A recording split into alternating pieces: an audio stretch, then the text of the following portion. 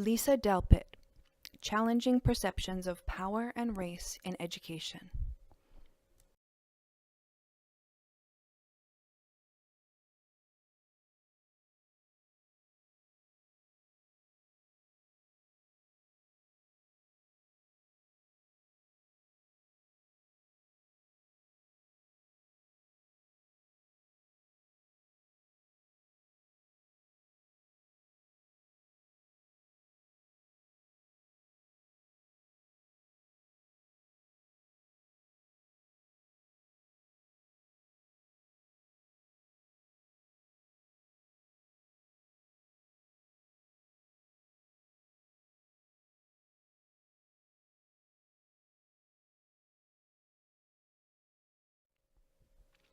Lisa Delpit grew up in the segregated South of the United States.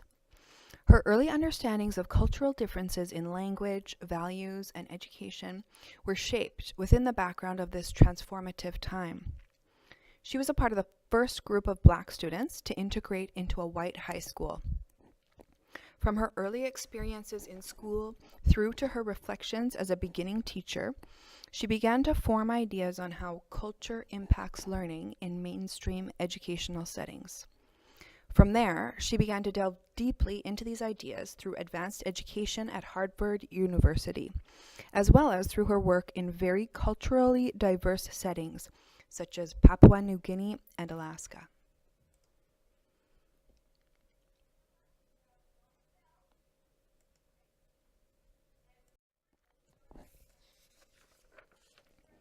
Lisa Delpit's main tenets are that the education system of today was created and perpetuated by white middle-class culture. She believes that it is the discrepancy between this dominant culture and minority cultures that lead to many problems when educating people from outside the dominant culture. Differences in values, communication styles, and experiences lead to people of color and poor students not being able to thrive and achieve to their potential within the current system. She makes suggestions in an attempt to bring equity and justice back into the educational system. One of her main suggestions is to teach minorities the language, values, and code of the dominant culture while still honoring their home culture. Lisa Delpit has written many essays, articles, and reports. One of her first major works was the full-length book published in 1995, Other People's Children, Cultural Conflict in the Classroom. This book is a collection of her selected writings, including the article we studied in class, Language, Diversity, and Learning. In 2006, the book was updated with a new introduction in the wake of the horrific events of Hurricane Katrina. In the introduction, she shares examples of maltreatment of Black and poor people during the tragic situation and points to how these events have brought to light the racism and classism existing in our current society. She turns to education as a catalyst for change and social justice. Since writing Other People's Children, Delpit has written 2 other books around the idea of power, culture, and language in education, and another book focused on the power dynamics in the subject area of mathematics. She has an upcoming book set to be released this coming summer, which I'm very interested in, entitled Teaching When the World is on Fire, which will be released in August 2019. In my presentation, I will focus on her book, Other People's Children. Many people have high praise for the ideas presented in this book. Charles M. Payne, in a section of the book titled Reflections on Other People's Children, which was added in the 2006 edition, says, "The distinctive value of the book is its ability to reconstruct situations and conversations with a fidelity that allows the reader to enter into empathetic dialogue with the people being described." Patricia J. Lacine adds, "Delpit challenges me to locate myself, my beliefs, experiences, and practices within the context of the lives of other people and their children, whose education has been entrusted to me." One of Lisa Delpit's main ideas to highlight is her stance on the skills versus process debate in educational practices. There was and maybe is some controversy surrounding focusing on technical skills compared to focusing on process for the sake of fluency. She puts forth the viewpoint that many students of diverse cultures are already fluent with language. For example, Black students' fluency with raps or sing-song games or other kinds of language forms, including rhythm and rhyme. But these students, although fluent, lack the skills of the dominant code. It is this that really hampers the students' economic opportunities, their deficit in skills such as grammar and form, and therefore it is important to explicitly teach skills. She makes an important distinction between skills and sub-skills. She defines skills as useful and usable knowledge which contribute to a student's ability to communicate effectively in standard literary forms. Sub-skills are rote, decontextualized tasks, worksheets, or filling in the blanks kinds of things. Skills should be taught within meaningful, creative contexts with real-life applications.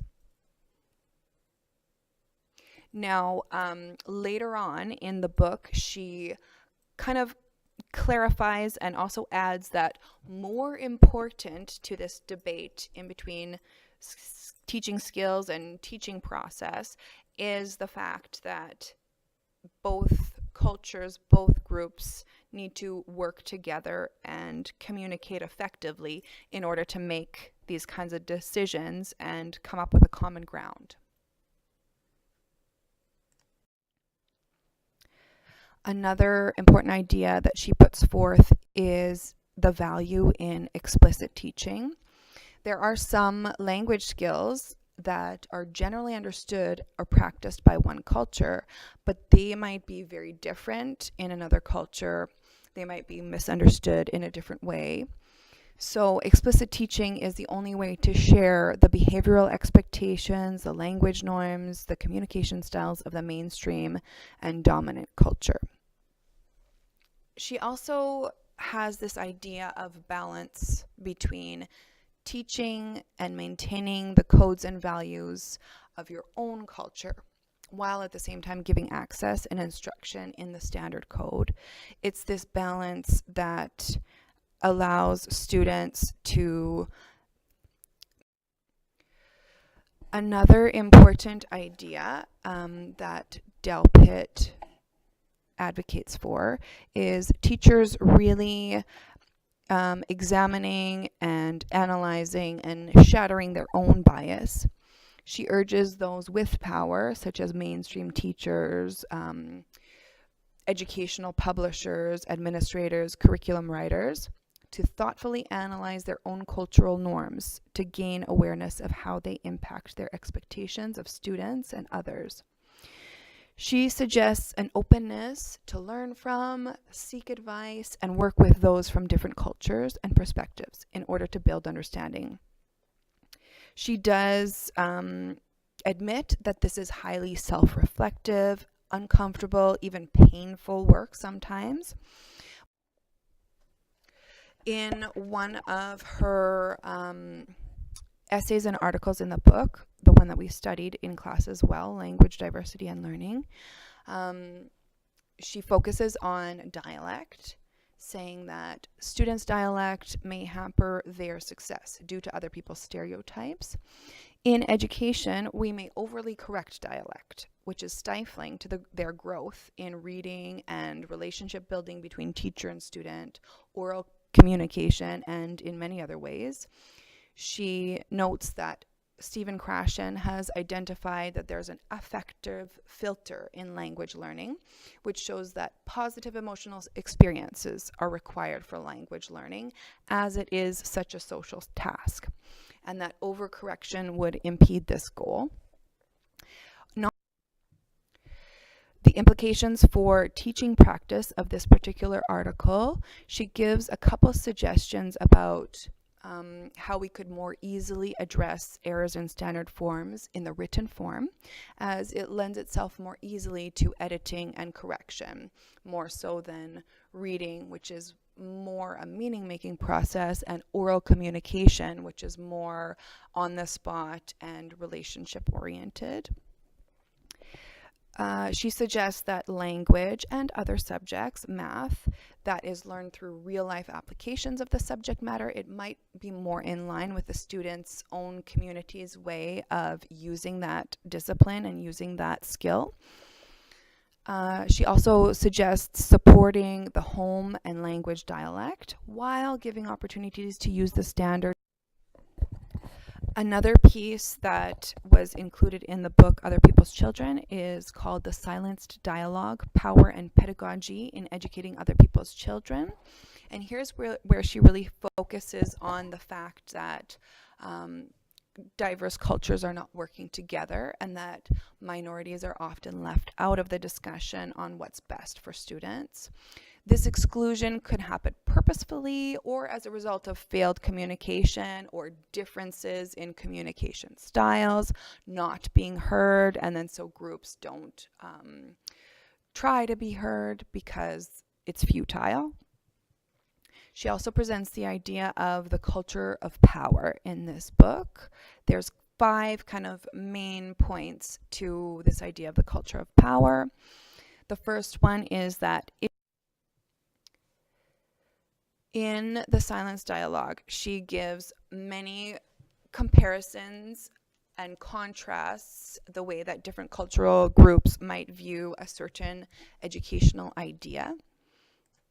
So one of the examples she gives is that white middle-class people might try to support students' home languages by saying something like, or thinking something like, a child's own dialect and language is important. Teaching the standard English devalues the child's own language. So they try to find ways to more focus on the dialect and the home language by even creating things like dialect readers. So which would be like storybooks or comprehension books that are written in the student's home dialogue. Another contrast of how an idea might be viewed differently is white middle-class progressive teachers might believe that child-centered, whole language, and process approaches are needed in order to allow a democratic state of free, autonomous, empowered adults, and because research has shown that children learn best through these methods. From the Black perspective, they might see these approaches as keeping secrets from the students, the teacher is not being a leader, the teacher is wasting time, and denying access to the teacher's source of knowledge of the code of power.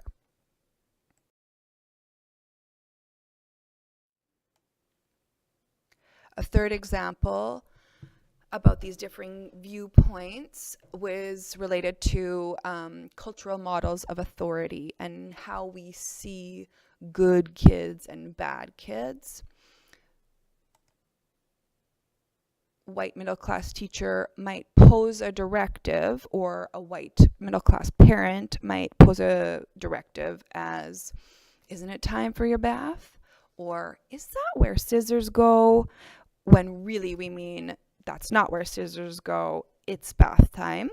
But we have a way of communicating in more veiled kind of comments, but Black people are more direct and so might say something like, boy, get your rusty behind into the bath. In conclusion, in her article, The Silenced Dialogue, Lisa Delpit offers 2 kind of main ways to move forward. One is explicitly teaching the codes of power, language, behavioral expectations, cultural norms, while also helping students to recognize their own uniqueness and expertness in their cultural codes. And secondly, really working together and forming partnerships with community members in minority cultures. Appropriate education for poor children and children of color can only be devised in consultation with adults who share their culture.